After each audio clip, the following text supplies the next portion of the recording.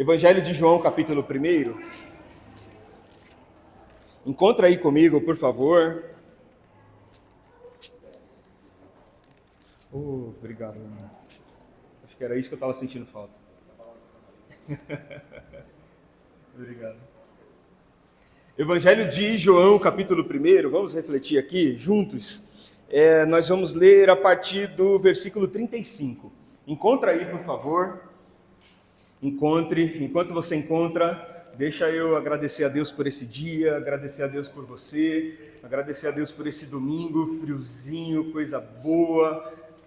Eu estava orando por um dia assim, fielmente, e glória a Deus, porque domingo passado eu fiz a mesma oração e passou a semana inteira no frio, chegou no domingo, estava um calor que não estava dando conta. Então hoje Deus ouviu minhas orações. E está um friozinho gostoso. E quero agradecer a Deus por você, quero agradecer a Deus pela família do nosso irmão Vanderlei. Poxa, que alegria, rapaz, receber você aqui. Para quem não sabe, o Vanderlei, ele tem um trabalho no Vale do Ribeira, um trabalho missionário no Vale do Ribeira, e a gente, inclusive, está programando de fazer esse trabalho em conjunto aqui com a nossa comunidade também. Tem muita coisa interessante lá para a gente entender, descobrir, viver. Os municípios que são alcançados ali, eles estão dentro dos municípios de menor IDH do Brasil, e é um lugar que está a menos de 6 horas da gente aqui. E a gente, entende que ser missionário é pegar um transatlântico e ir lá para a África, não que não precise, é extremamente necessário, mas nós temos necessidades semelhantes e às vezes até mais intensas aqui, a menos de 6 horas da gente. E o time do Vanderlei, a família, tem desenvolvido um trabalho lá muito, muito, muito legal. Nós já fomos, nós já participamos e queremos participar mais e vai dar certo, meu irmão. Bora para cima. Vocês acharam aí? João capítulo 1, versículo 35?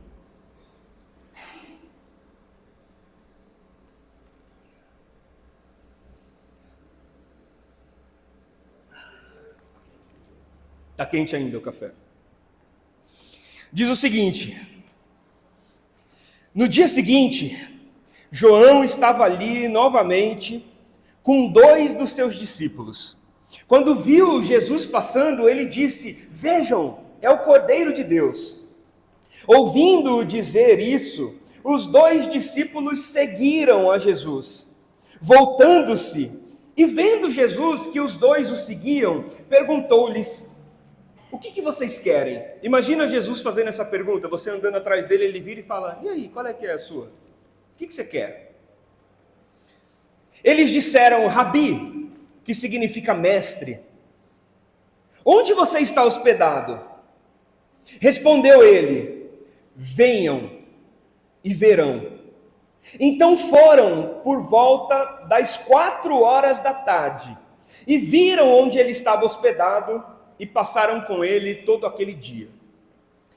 E que o Senhor fale conosco através da sua palavra, e eu preciso, de verdade, de alguns minutos seus, para compartilhar isso com você, compartilhar o que eu refleti durante a semana, o que está no meu coração desde o início da semana, e o quanto isso tem uma implicação direta na forma como a gente enxerga a nossa vida e na forma como a gente constrói a nossa vida e a nossa relação com Deus e com o mundo. Nós temos um costume, e aí quando eu falo nós, eu estou me incluindo nesse meio, porque é o que eu mais faço na minha vida. Um costume de gerar complexidade onde não tem. De tornar difícil uma coisa fácil, porque nós temos uma resistência às facilidades, porque afinal de contas, tem um ditado popular por aí que diz que aquilo que vem fácil, vai fácil. Aquilo que vem fácil, vai fácil. Então, de certa forma, nós somos educados a entender que a vida é fruto do nosso esforço.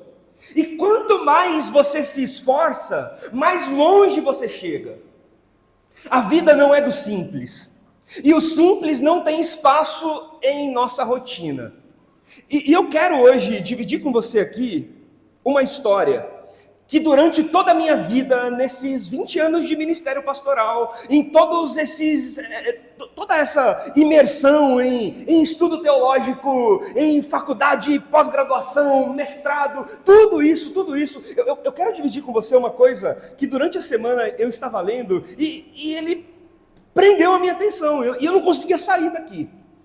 E eu não conseguia sair de uma história que está no meio de uma outra história, que é extremamente complexa, mas ela ganha protagonismo sendo extremamente simples.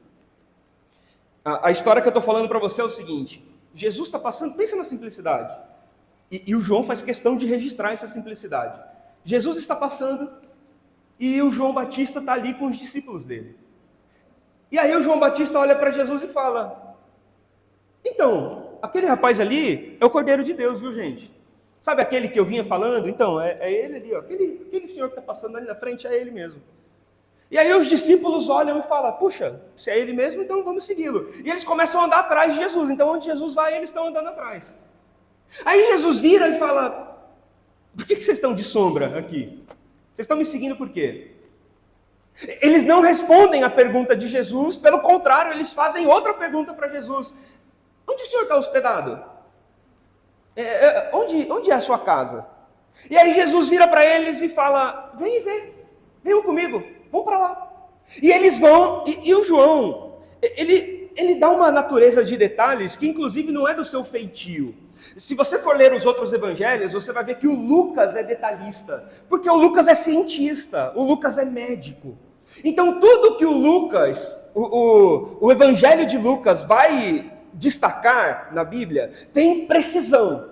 Ele sabe das coisas, ele é cientista. E você sabe, bom médico, ele não pode errar. Ele está lidando com vida, então ele tem uma precisão absoluta em tudo que ele fala. O Lucas é alguém atento aos detalhes. O João não faz questão de detalhes, porque se você for ler os primeiros versículos do Evangelho de João, ele fala: gente, é o seguinte, no princípio era o verbo estava com Deus, o verbo era Deus, e o verbo se fez carne, habitou entre nós e nós vimos a sua glória. E aí imagina o pessoal falando: o quê? Explica isso melhor. Ele fala: não tem explicação, é isso. Então ele não liga para detalhes. Ele é alguém mais contemplativo. Inclusive, você já deve ter ouvido falar que Jesus, ele tinha 3 discípulos que estavam mais próximos dele. Lembra quem eram? Tem a musiquinha, lembra? Pedro, Tiago e João no barquinho. Lembra? Tem um meme na internet, só um parênteses assim, aleatório. Tem um meme na internet do menininho cantando, eu acho que ele não sabe falar direito, ele fala: Pedro, Diabo, João no barquinho. E aí mostra tipo Pedro e o Tiago assim: o que o diabo está fazendo no nosso barquinho, né? Mas Pedro, Tiago e João são os 3 discípulos que estão mais próximos de Jesus, e cada um deles tem um temperamento. Vocês lembram o temperamento de João, qual era? O João é o discípulo do amor. O João é aquele cara que inclina o seu rosto no peito de Jesus para poder ouvir as batidas do seu coração. Ele é poético. E poesia foge da nossa estrutura racional, literal. Inclusive, quando a gente vai fazer alguma coisa que não está de acordo com a nossa racionalidade natural, a gente usa uma expressão que é licença poética. Uma licença poética aqui, porque eu vou falar um trem que não tem muito a ver com a nossa realidade. O João é esse cara. Ele não tem feição por descrições detalhadas. Ele não é analítico. Mas quando ele escreve aqui, diferente de todas as outras coisas que ele escreveu, ele faz questão de citar um horário. Versículo 39. Então foram por volta das 4 horas da tarde. 4 horas da tarde. Viram onde ele estava hospedado e passaram aquele dia com ele. 4 horas da tarde. E eu fiquei um tempo paralisado aqui, e eu quero dividir isso com você, porque o Evangelho de João, ele primeiro, vou confessar para vocês uma coisa: eu gosto de todos os livros da Bíblia, amo. A Bíblia por si só, de Gênesis a Apocalipse, ela é maravilhosa, mas tem um livro que eu sou extremamente apaixonado por ele, que é o Evangelho de João.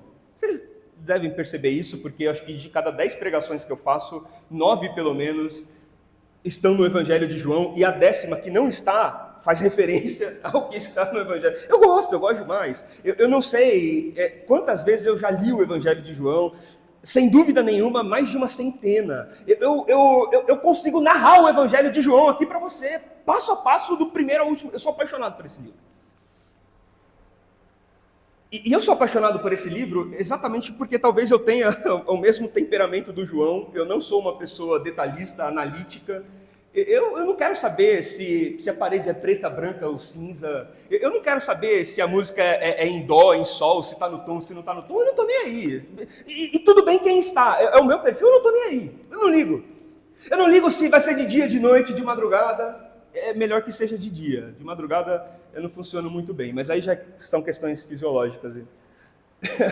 Eu não me importo com detalhes. Eu não sou uma pessoa detalhista. Inclusive, o meu grande contraste com a minha esposa é que a minha esposa é uma pessoa inteiramente detalhista e eu sou um cara extremamente avoado. Esse contraste funciona, viu? Funciona bem. Eu começo a voar e ela me põe no chão, e eu começo a voar e ela me põe no chão, é divertido. Então talvez seja por isso que eu gosto muito do Evangelho de João, porque ele não faz questão de detalhes. Ele começa a escrever a partir da pressuposição básica da sua crença que Deus existe e Ele é o Senhor de tudo. O Mateus, se você for ler, você vai ver o Mateus falando assim, não, Jesus tem uma explicação, ele veio de não sei quem, que gerou não sei quem, que gerou não sei quem, que gerou não sei quem, que passou não sei o quê, que foi não sei aonde, que viveu não sei quando, que gerou não sei quem, e chegou em Jesus, entenderam? O Marcos, o Lucas, eles fazem a mesma coisa. O João não está nem aí. Ele fala o seguinte, Jesus é Deus, ele sempre foi, ele se fez carne, esteve entre a gente, e se você quiser acreditar, acredita, e se não quiser, problema é teu.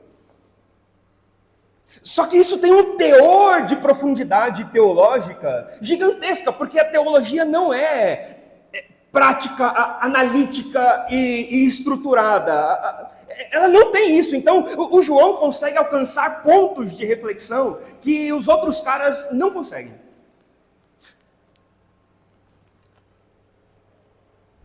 E o Evangelho de João, capítulo 1, é um dos meus principais capítulos bíblicos, um dos que eu mais gosto. 1, 2, 3 e 4.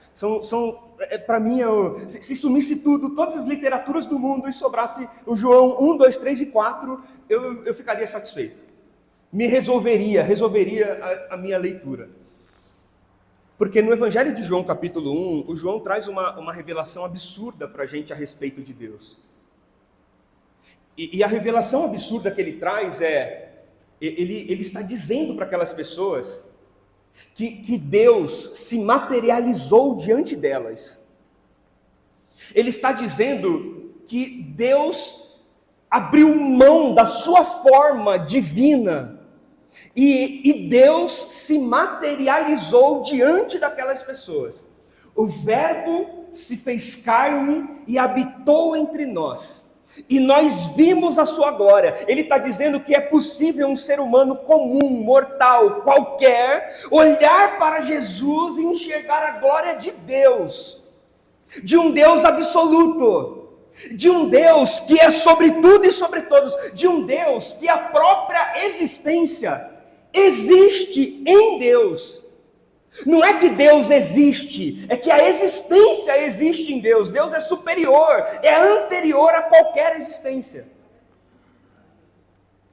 Deus é anterior a tudo. Porque antes de tudo existir, quem existia? Porque Deus é a origem de tudo. Se você for ver Gênesis capítulo 1, e ele é muito semelhante a João capítulo 1, porque ambos começam falando de criação e de princípio, Gênesis capítulo 1 vai dizer a mesma coisa, lembra? No princípio criou Deus os céus e a terra. É como se o Moisés, o suposto escritor de Gênesis, estivesse dizendo o seguinte, no princípio Deus criou tudo que existe, mas antes do princípio Deus já estava lá. Porque Deus é anterior ao princípio. O princípio só é princípio porque Deus fez dele princípio. Entende? Entende? E aí tenta imaginar a glória desse Deus que criou tudo que você ousa imaginar, tudo que você já viu e o que você não viu, coisas que estão diante dos seus olhos e coisas que estão ocultas aos seus olhos. Coisas, inclusive, que ao longo dos séculos de existência, dos milênios de existência do ser humano, ele foi descobrindo. Coisas que nós chamamos hoje de grandes feitos científicos, que nós fomos descobrindo, mas que nós só descobrimos porque já existiam. E existiam, estavam invisíveis aos nossos olhos, mas foi Deus que criou. Quem você acha que criou a teoria da relatividade?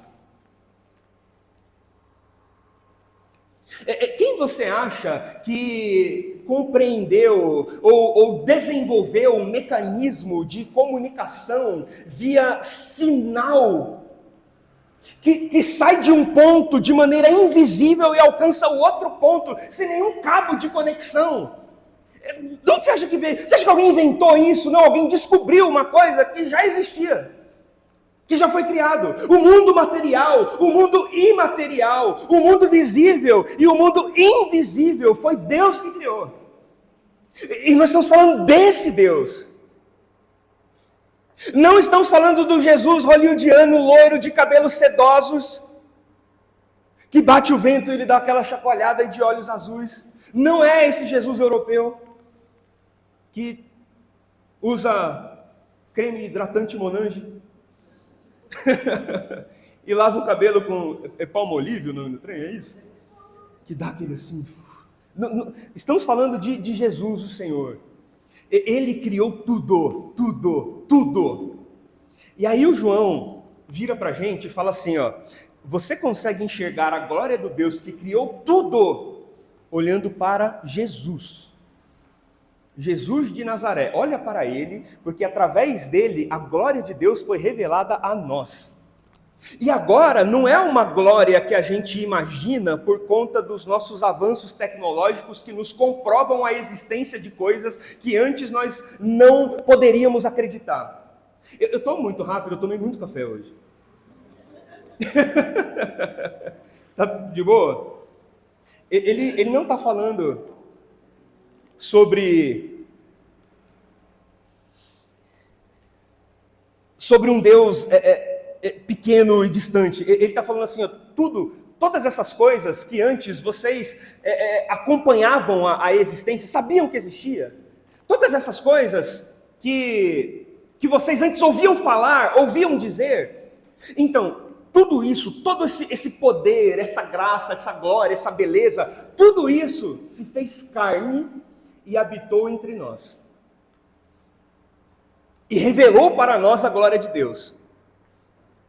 De forma que o grande papel, que é o que o João nos revela em profundidade teológica, o grande papel que você tem como cristão é fazer aquilo que Jesus fez. Materializar as virtudes de Deus e transformar as virtudes de Deus de coisas antes só ouvidas para coisas vistas, presenciadas, notadas. Ou seja, através do João eu aprendo que ser cristão é materializar as virtudes invisíveis de Deus para que o outro veja. Ser cristão de verdade é pegar aquela história que a gente tem sobre o amor de Deus. Deus é amor, olha o amor de Deus, Deus ama pra caramba, Deus assim ama demais. É pegar esse amor que todo mundo ouve falar, é pegar o verbo do amor e fazer o verbo do amor se transformar em carne através de mim. É materializar as virtudes de Deus. Então, antes de encontrar com você, as pessoas só ouviam falar sobre amor. Agora que elas se encontraram com você, elas conhecem o amor, porque o amor, que antes era só um verbo, se fez carne e está materializado diante dela. Entende? O João ensina isso pra gente. O verbo se fez carne. Antes você só ouvia falar. Agora você pode ver. Agora está aqui apresentado para você diante dos seus olhos. Esse Jesus que representa o tabernáculo de Deus, E essa é a expressão que o João usa. Ele se fez homem, ele se fez carne, ele tabernaculou conosco, ele esteve conosco. Essa expressão que ele usa, ele faz uma referência ao templo e à religião do judaísmo que está enraizado na cabeça e no coração daquelas pessoas. Tenta imaginar uma coisa, rapidinho. Jesus nasce num contexto de extrema religiosidade. Jesus é judeu, ele nasce num contexto judaico, e as grandes críticas que as pessoas têm a respeito dele é porque parece que ele não respeita muito bem as leis que as pessoas atribuem à Torá e ao Moisés. Beleza? Jesus cura no sábado. Não podia. Jesus conversa com prostituta. Ele está cerimonialmente impuro, não pode conversar com prostituta, não pode tocar em gente doente. Quem toca em gente doente está impuro. E aí chega Jesus e acha um leproso lá, ao invés de manter distância segura, ele vai lá e bota a mão no cara. E aí tem uma cerimônia fúnebre, ao invés de Jesus manter distância do corpo, porque um corpo morto contamina, isso é a lei, ao invés de manter distância, ele vai lá e toca no corpo morto e fala, volta à vida. Que trem é esse?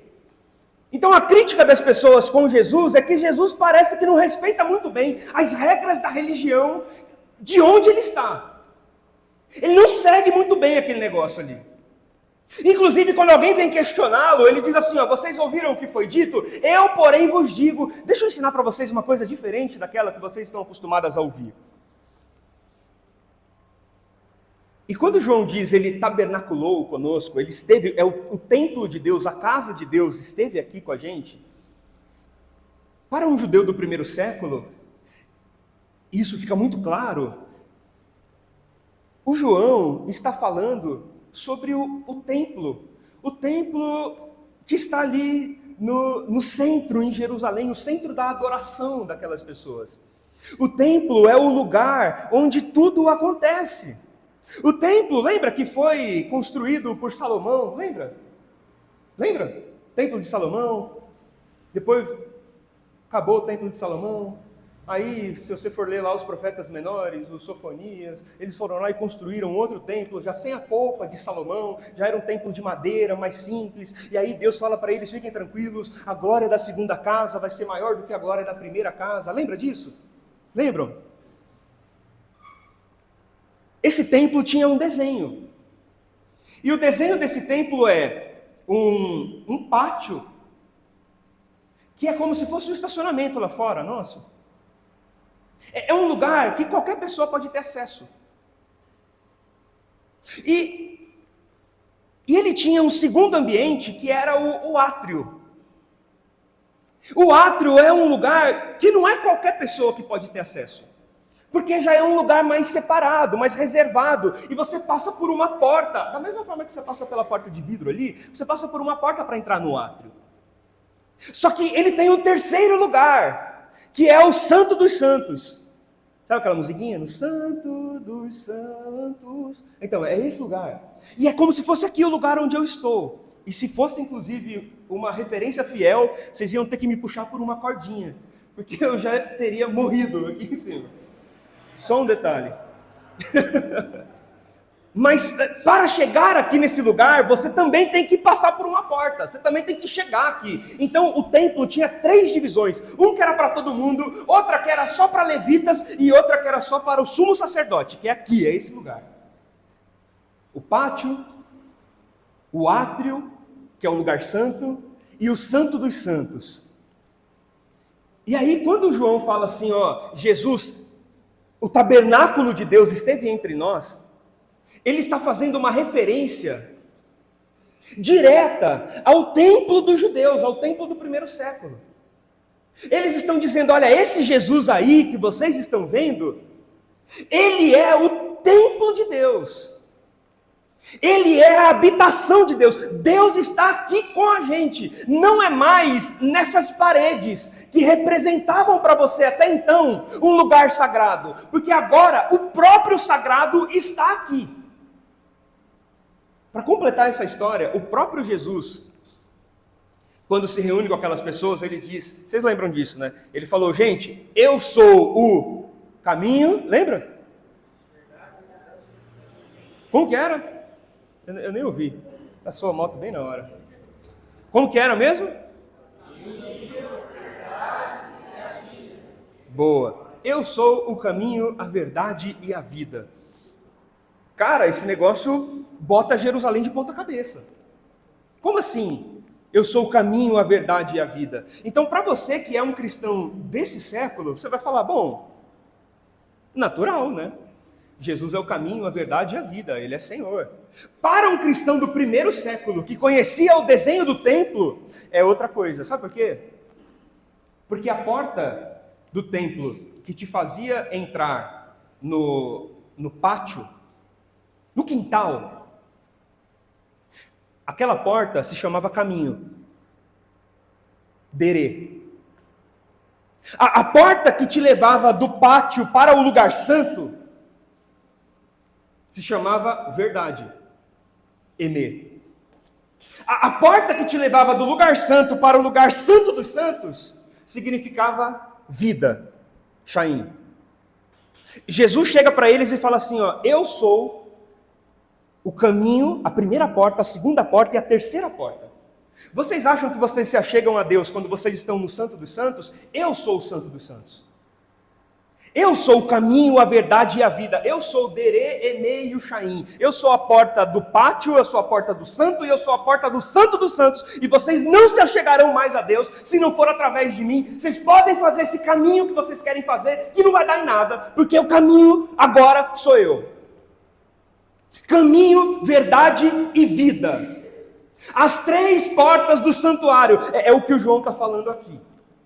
O templo de Deus veio ao mundo e esteve conosco, entre nós, tabernaculou conosco, esteve aqui, o caminho, verdade e vida, as três portas que te levam no Santo dos Santos. Você pode ter acesso a Deus agora, através de Jesus.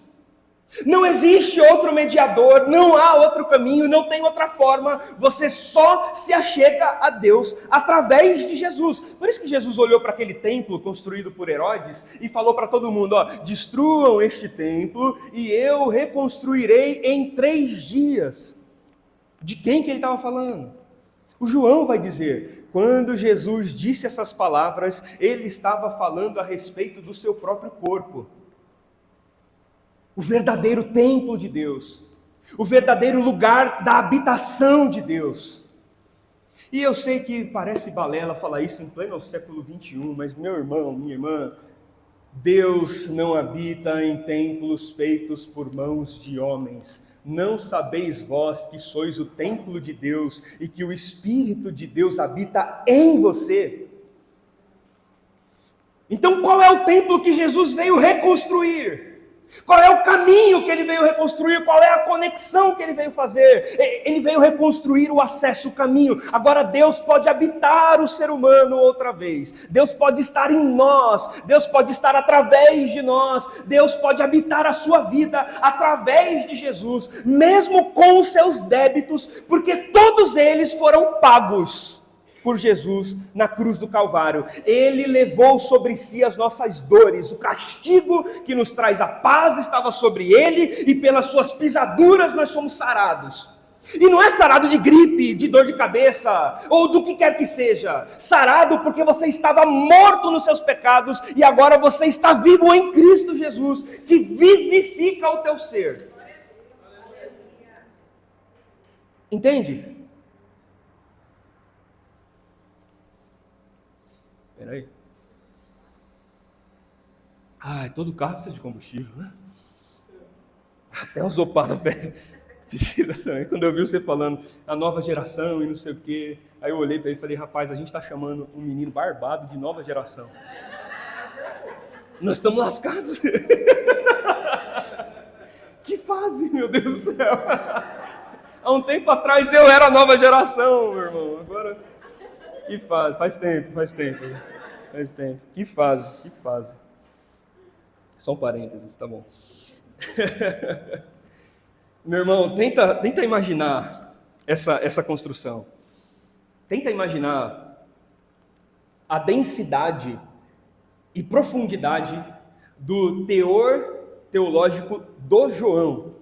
E tudo que ele ensina para a gente em meia dúzia de versículos. Ele está vindo construindo um negócio assim. Ele está construindo um trem assim, gente, inacreditável. Ele vem numa construção, uma narrativa teológica que, cara, outra pessoa não seria capaz de fazer aquilo. Ele vem construindo um negócio que expande o nosso entendimento. Ele está construindo tudo isso. De repente, ele abre um parênteses na sua construção. Do nada.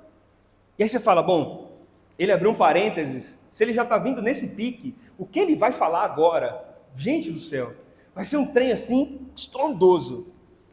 O que ele vai falar agora, a gente só vai parar e aplaudir. É para aplaudir de pé. Aí ele fala, João estava ali, com os 2 discípulos, ele era um deles inclusive, e aí ele falou, olha ali, é Jesus, e aí a gente começou a seguir, aí Jesus virou e falou, o que vocês querem? Ah, onde você mora? Ah, eu moro ali, ah, então era 4 horas da tarde, a gente foi para a casa dele. Que quebra de rotina é essa? Que loucura. Você vem fazendo uma construção teológica de nível... de um nível inacreditável. De repente você para tudo, abre um parênteses e conta uma história que não tem nada a ver com nada. E é engraçado como na nossa rotina performática, como na nossa condição de dar profundidade para tudo que a gente vai vendo e tocando, de encontrar sentido, propósito, significado para todas as coisas, encontrar profundidade existencial, filosófica para todas as coisas, é incrível como os pequenos detalhes vão vazando. É incrível como coisas simples vão deixando de fazer sentido. É incrível como coisas comuns perdem o seu encanto. E como os nossos olhos estão viciados em enxergar coisas complexas. Construções magníficas, arquitetônicas. É incrível, incrível, incrível.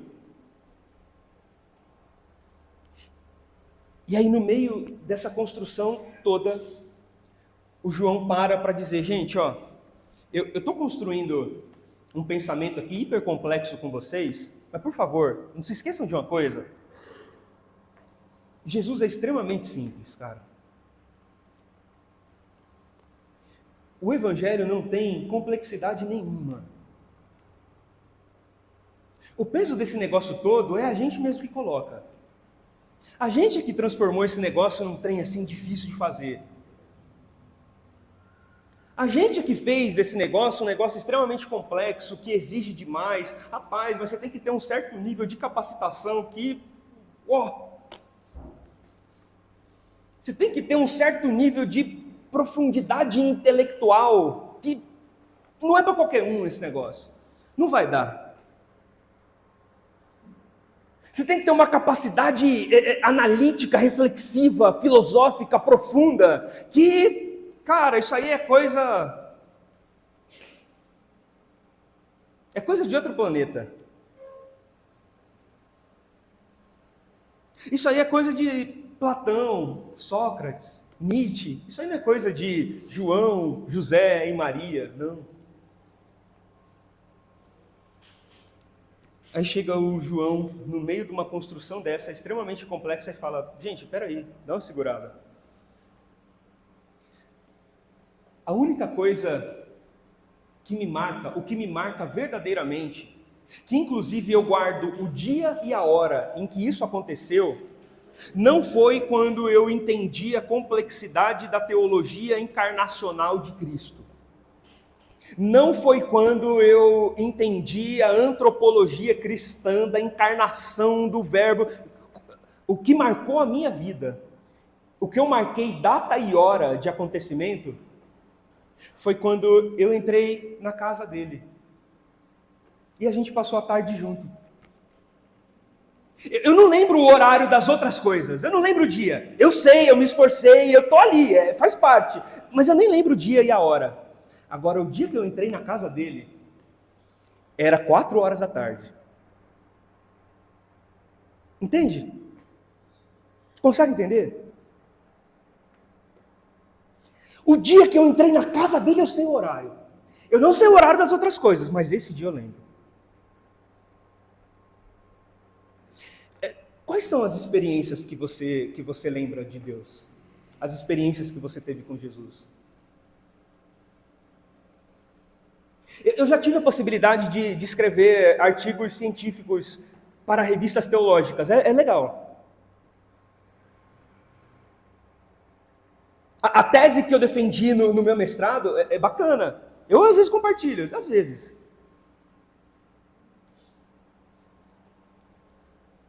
Eu nem lembro como foi que eu escrevi aquele negócio. Não lembro. Não lembro. Eu gosto muito de teologia e eu estudo isso todos os dias. Eu já li alguns livros, algumas centenas pelo menos de livros teológicos. Posso dizer para você? Tem alguns que eu nem lembro do conteúdo. Às vezes eu volto lá, faço uma pesquisa, outra. Que legal, que bacana. Aprendo. Eu não esqueço o café que a gente tomou junto. Isso eu não esqueço.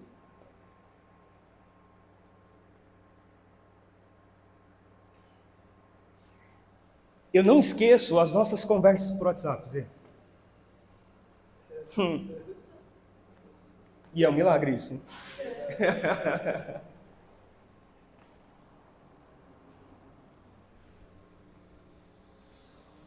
E olha que a minha memória não funciona. Funciona. Não é aquelas coisas que você diz, nossa, que memória, né? Dá pro gasto. Pouco gasto, mas dá pro gasto.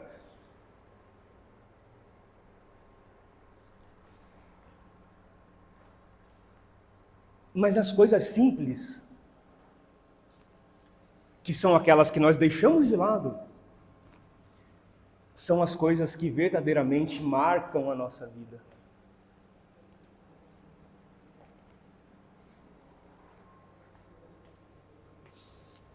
Coisa que você lembra o dia, a hora, com quem, como, qual palavra, qual foi a tonalidade.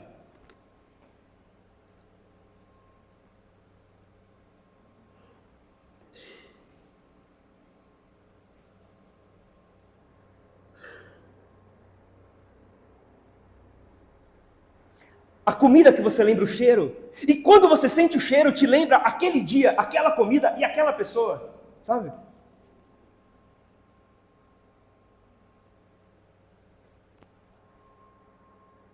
Eu não lembro quando foi que eu escrevi um artigo, tá na internet, eu nem sei onde também, mas eu escrevi um artigo sobre a vontade permissiva de Deus. É um trem assim que pega muita gente, aquele negócio de, Deus não queria, mas Deus permitiu. E aí eu escrevi um artigo científico para uma revista cristã falando sobre a não existência da vontade permissiva de Deus. Que negócio é de vontade permissiva de Deus? Não lembro quando eu escrevi isso. Foi um artigo que, olha, eu não sou uma pessoa orgulhosa, mas quando eu olho aquele negócio eu falo, ficou legal, ficou bacana.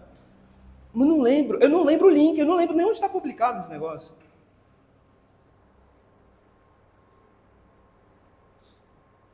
Mas quando eu sinto um cheirinho de café... Eu lembro de tanta coisa, de coisas que importam de verdade.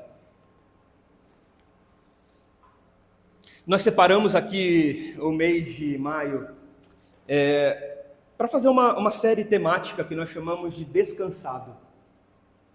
E descansado exatamente para a gente poder refletir sobre a nossa rotina cristã que tem nos cansado tanto.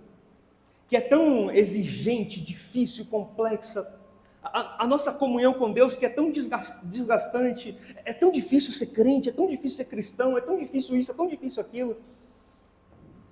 E eu não consegui uma maneira melhor de encerrar essa sequência de reflexões do que não te dar nenhuma informação nova. Não tirar da cartola uma visão incrível que você fale, uau! Que maravilha, que construção, que pregação. Não, quando você chegar em casa hoje, alguém perguntar para você assim, como foi a pregação? Você fala, tinha 2 discípulos ali, viu Jesus passando, foi atrás dele, ele virou e falou, qual é? E aí o outro falou, qual foi? E aí ele falou, por que tu tá nessa? Brincadeira.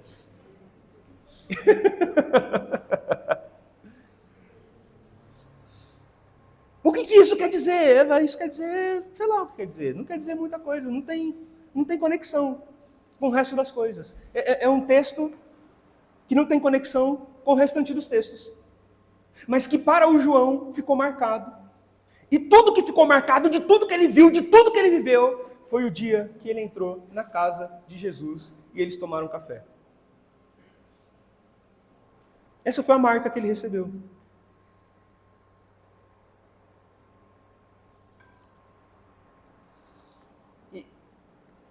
E o problema é que, cara, a gente está sofisticado demais, gente, pelo amor de Deus. A gente está sofisticado demais. Demais, meu Deus do céu. Está sofisticado demais. A gente precisa de um ambiente para Deus descer. Nem sei se é Deus descer, né? Sei lá. Diz que Deus é um espírito desencarnado que baixa ali no meio da gente. Mas a gente precisa de um ambiente para Deus descer. Tem uma melodia, uma tonalidade certa. Você quer ver? Si bemol. Desculpa, si menor. Si menor. Si menor. Bota um pad de fundo com si menor. E deixa a sua voz aveludada no tom que eu estou te falando agora.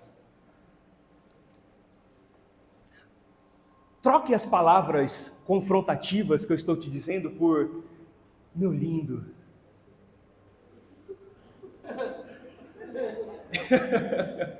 Sem rir. Troca por meu lindo. Você é campeão.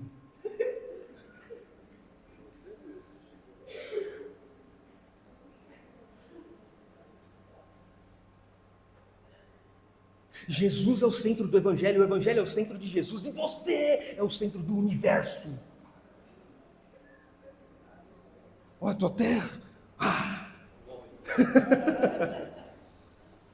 A gente precisa de um ambiente, de uma forma, a gente precisa de tudo. Aí, agora você vai ver. Ó. Agora você vai ver. Meu irmão, minha irmã querida.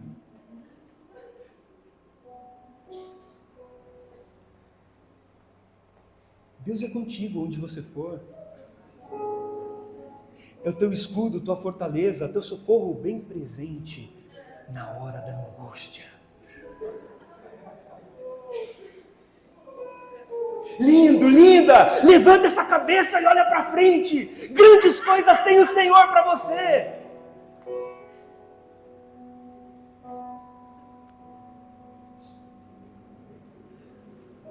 Vai te catar. Essa parte você pula. Aqui já é licença poética.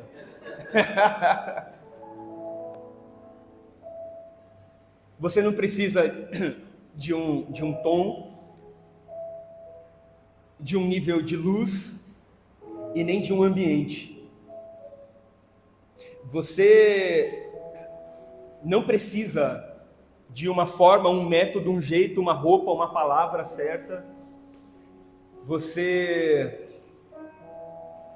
não precisa de nada disso.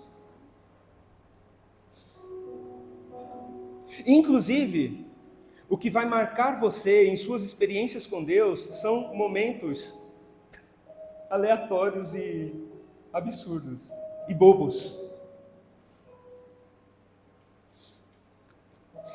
A gente precisa só, na verdade, refletir a razão pelo qual nós estamos aqui e a simplicidade que nós queremos imprimir aqui na nossa comunhão. Simplicidade de alguém que não vem aqui por causa de uma palavra bonita e bem elaborada. Porque se você quiser teologia boa hoje, graças a Deus, pela inteligência artificial, baixa um aplicativo no seu notebook chamado Cloud. Baixa lá, baixa. Você faz pergunta, você pode inclusive criar um agente virtual. Fala assim, ó, eu quero que você seja a encarnação do apóstolo Paulo de Tarso. Conversa com ele que ele vai te dar uma teologia saudável. Sabe o que ele não vai te dar? Ele não vai te dar encontro. Ele não vai te dar café. Aí para mim já perdeu a graça, se não me der café. Ele não vai te dar café. Ele não vai sorrir para você. Ou ele não vai fugir de você. Ele não vai pedir para você esperar, ele não vai te olhar com cara feia, ou nem ele vai te olhar com cara bonita.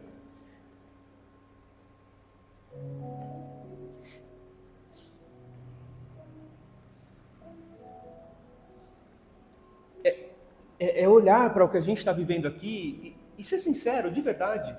Eu não estou aqui porque a gente tem uma palavra boa e uma teologia saudável. Porque no final não é isso que marca. O dia e a hora que eu lembro são dos nossos encontros mais simples. E não das nossas discussões mais complexas.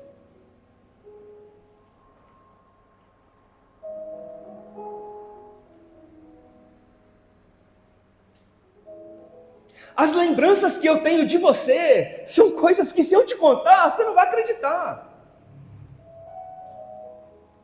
Porque são as mesmas que eu quero que você tenha de mim e de todos que estão aqui. A gente é que deixou um negócio difícil demais.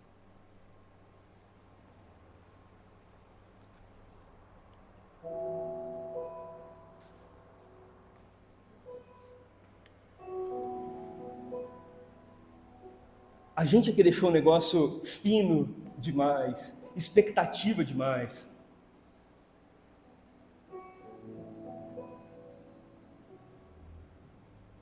Eu estava conversando com o pessoal esses dias e aí, uma pergunta que não quer calar, eu falei, por que você vai na igreja lá?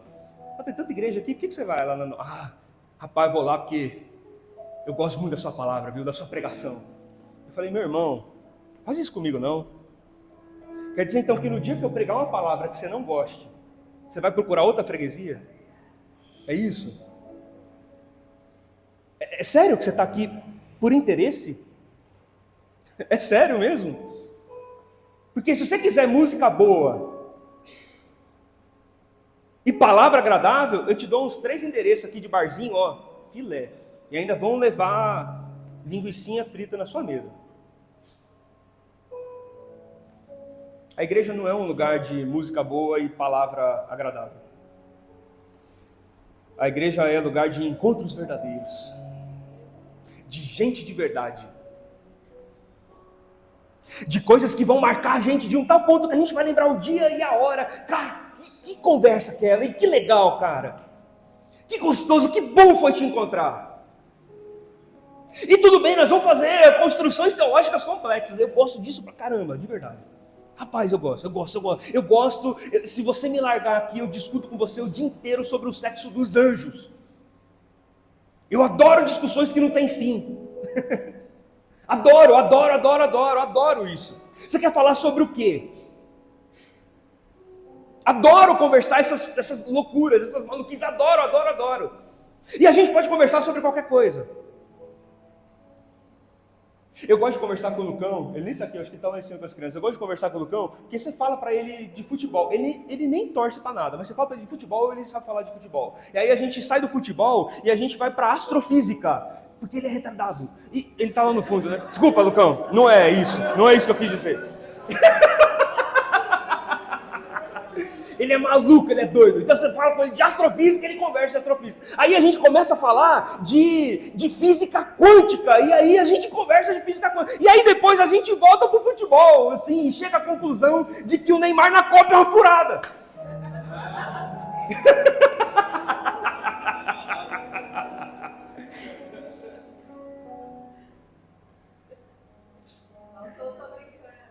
Calma, gente, calma. Calma.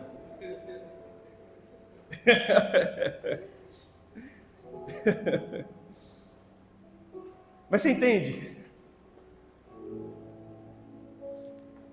O que a gente está aqui dentro de um esforço tentando construir juntos, e o receio que a gente tem de que isso vire uma coisa complexa para poucos,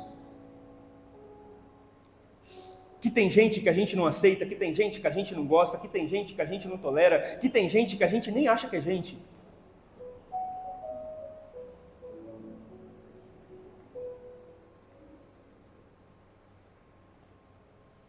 A gente nem acha que é gente porque não é gente igual a gente. Isso a gente só acha que é gente que é gente igual a gente.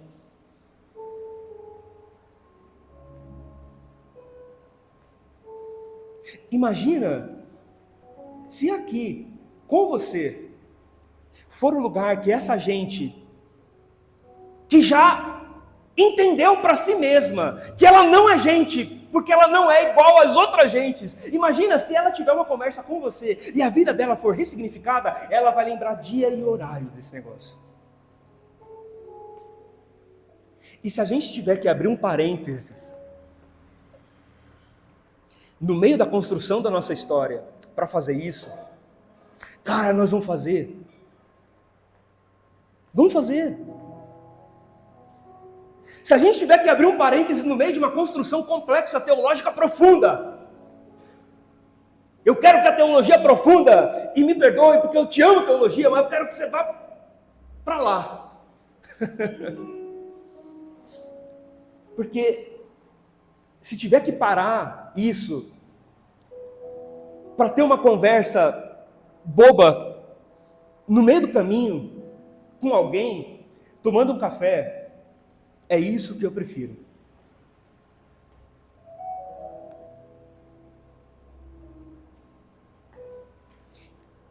E você está falando com alguém aqui, aliás, ouvindo alguém aqui, que eu nunca aceitei ser interrompido, principalmente quando eu estava no meu momento de foco. E foco para mim é uma coisa muito difícil de conquistar.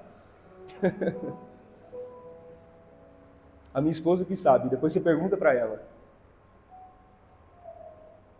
Nunca gostei de ser interrompido, sabe por quê? Porque para mim a grande coisa assim, uau, a grande bênção era a construção do pensamento que eu estava fazendo. E quando alguém queria conversar comigo, eu falava, dá licença que eu estou pensando em outra coisa aqui. Estou pensando num negócio aqui que talvez você não tenha nem capacidade de pensar. Dá licença que o inteligente aqui sou eu. Cara. O que você quer? Você quer falar do quê? Vamos lá. Mas ele é o pastor, vai falar disso com ele? Fala que você vai ver. Eu gosto, cara. Eu vou te dar até umas outras opções, inclusive. Eu só não entendo ainda muito bem essa linguagem da áurea, do 6-7, esse negócio eu ainda não sei. Confesso que é um pouco complexo para mim. E tenho uma compaixão imensa das professoras e das tias da escolinha. Oro por vocês, não consigo entender.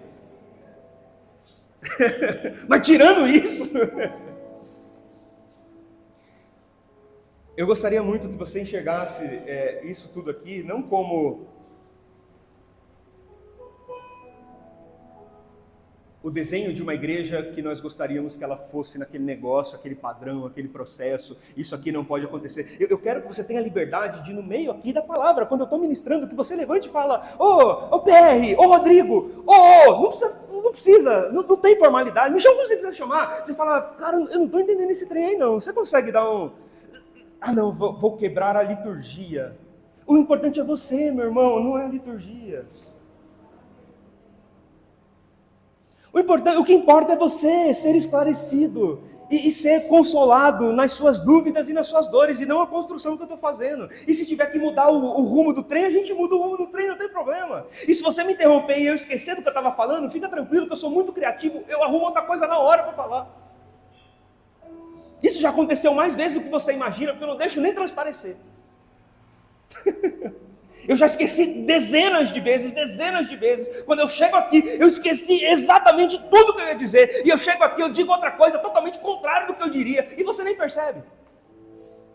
Então não tem problema. Graças a Deus me faltam parafusos também.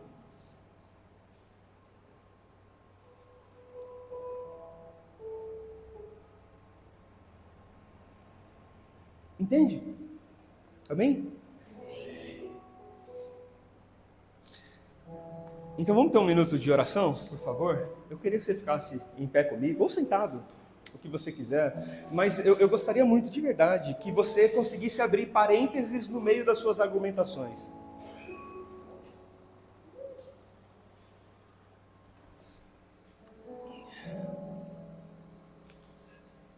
E parênteses nas suas argumentações. Sabe quando você tem um argumento muito bom, que você fala assim, essa aqui eu quero ver como que Deus escapa. Eu vou levar esse negócio aqui, eu já formatei, estruturei tanto o pensamento que eu vou colocar isso aqui, eu quero ver como que Deus escapa desse negócio. Eu gostaria, a proposta que eu quero te fazer hoje é que você abra parênteses no meio das suas argumentações para poder prestar atenção no que é simples, comum e que você tem deixado passar. Ou seja, ao invés de você levar para Deus problemas complexos, eu gostaria muito que você olhasse para coisas simples. Deus, obrigado por esse dia de hoje, hein?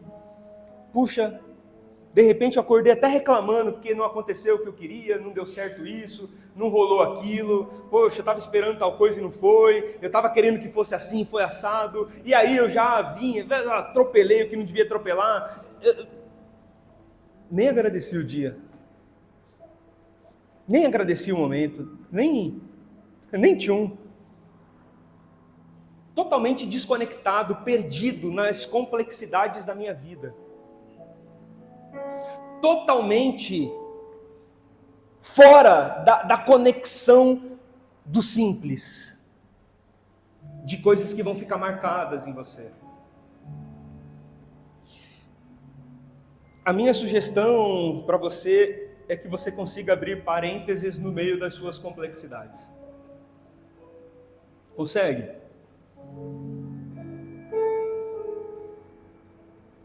Consegue largar esse plano maluco, estruturado que você trouxe hoje para pedir para Deus? Que você já desenhou ali, início, meio e fim, e você já sabe com ele, só se acontecer isso, você faz aquilo, se fez isso. Você consegue largar a mão disso aí e ter uma conversa simples assim?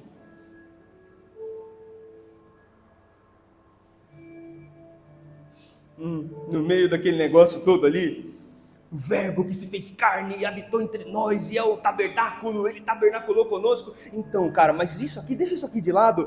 Teve um dia que eu fui na casa dele às 4 da tarde. Rapaz, que dia que foi aquele?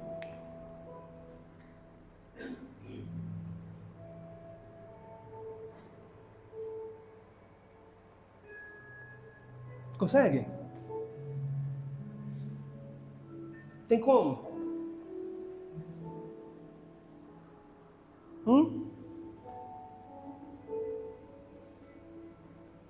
Vamos ter um minuto de oração? Amém. Jesus, Senhor.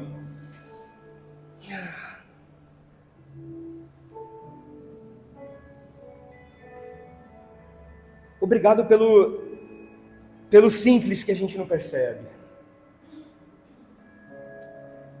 Pelas coisas tão legais, tão boas que a gente deixa passar. Porque a gente está tão preocupado com coisas tão difíceis e tão complexas.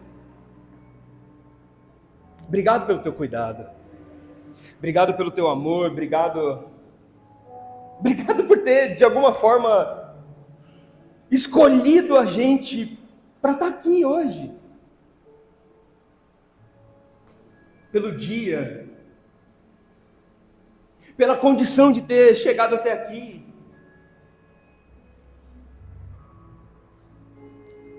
Obrigado pelas conversas simples que eu tive hoje. Os encontros, o café, aquele pãozinho de queijo que eu não sei de onde veio, Jesus, mas que negócio. Esse trem tem que ser servido no céu, meu Deus do céu.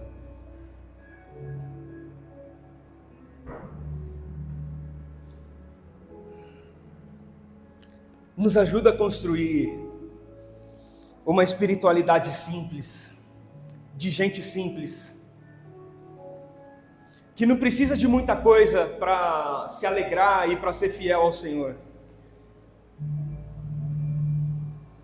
que consegue te louvar independente da música, Se ela estiver no tom, se não estiver no tom, se o instrumento estiver afinado, se não tiver, se a qualidade dos equipamentos for boa, se não for, se a luz estiver acesa, se ela estiver apagada, se a música for agitada, se ela for calma.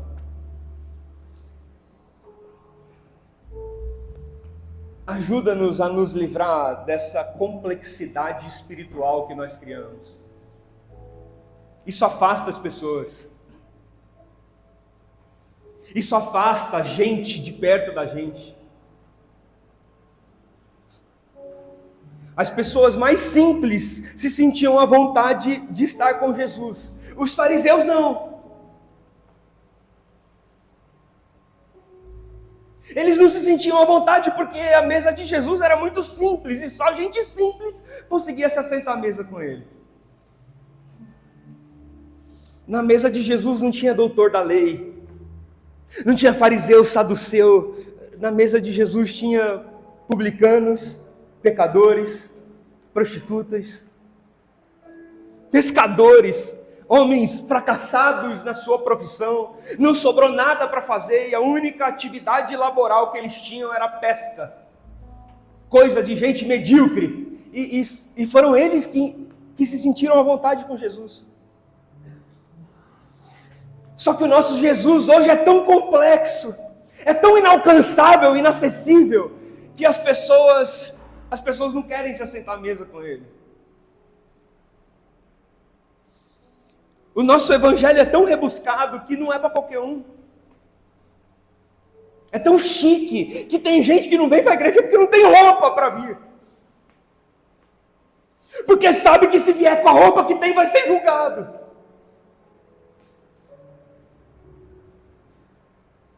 Porque a nossa santidade não consegue tolerar uma mulher de saia curta. Nós somos tão santos que a gente não consegue coexistir com gente pecadora. Que santidade medíocre, Jesus.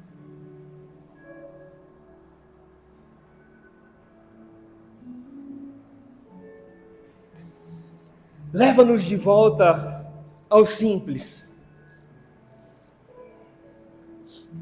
A uma mesa que qualquer pessoa pode puxar a cadeira e se assentar e se sentir em casa.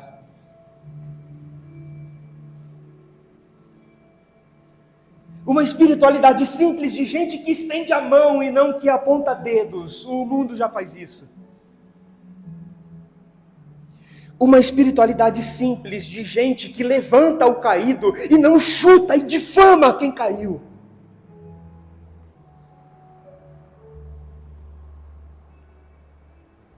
Uma espiritualidade que começa em casa com café e não no templo luxuoso com liturgia de qualidade.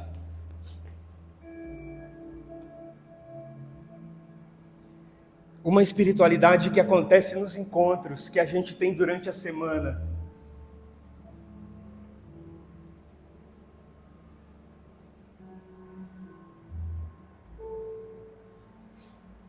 E não a espiritualidade do domingo, que a gente coloca a roupa de ver Deus. E vem aqui cheio de interesse, para ver se a gente consegue arrancar alguma bênção das mãos do Senhor. Livra-nos desse modelo complexo de vida.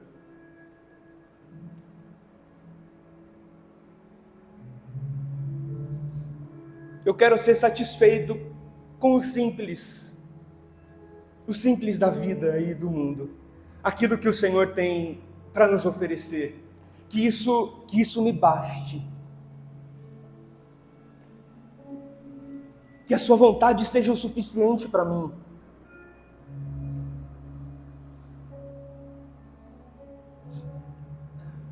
que a sua vontade seja o suficiente para a minha família, que a sua vontade seja o suficiente para a nossa igreja.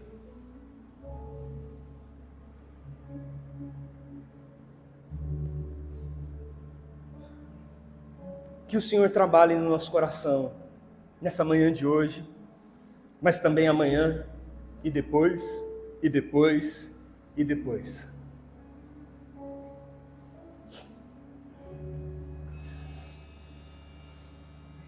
Em nome de Jesus. Amém. Glória a Deus. Senta um segundinho para a gente encerrar. Me perdoem, eu conversei com os meninos ontem, eu falei, a gente precisa botar um relógio analógico aqui para mim. Porque eu olho para esse negócio e de repente ele faz assim sozinho. E o outro, pelo menos, eu vou acompanhando um por um, sabe? E aí me facilita. Então me perdoem. Me perdoem só. Eu ia dar justificativa, mas eu esqueci. Fui pensar em outra coisa e esqueci. Mas me perdoem. A gente está chegando aqui ao término do nosso encontro e o estímulo que eu quero te dar durante essa semana tenta ser marcante para alguém. Tenta ter um encontro que as pessoas vão lembrar o dia e a hora que isso aconteceu. Quantas pessoas você está sentindo falta aí? De gente que parou no meio do caminho. Pô, vai tomar um café. É de Deus, viu? Vai tomar um café. Separa umas horinhas do seu dia na semana.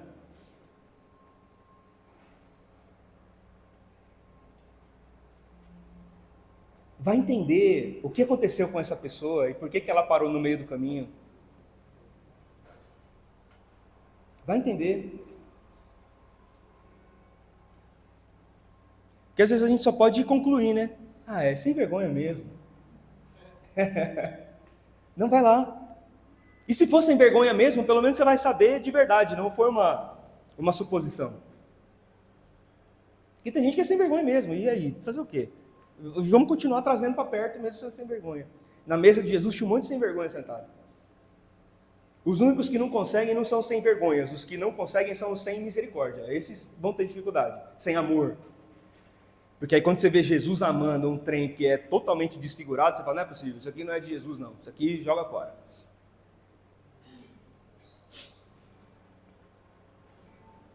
Mas o sem vergonha, assim, Jesus puxa a cadeira para ele e fala, senta aqui. Você vai ver se Jesus não te dá vergonha, rapidinho. Então vai tomar café com alguém, marca um encontro. Liga, conversa. Marca dia e hora. Amém? Amém? Glória a Deus.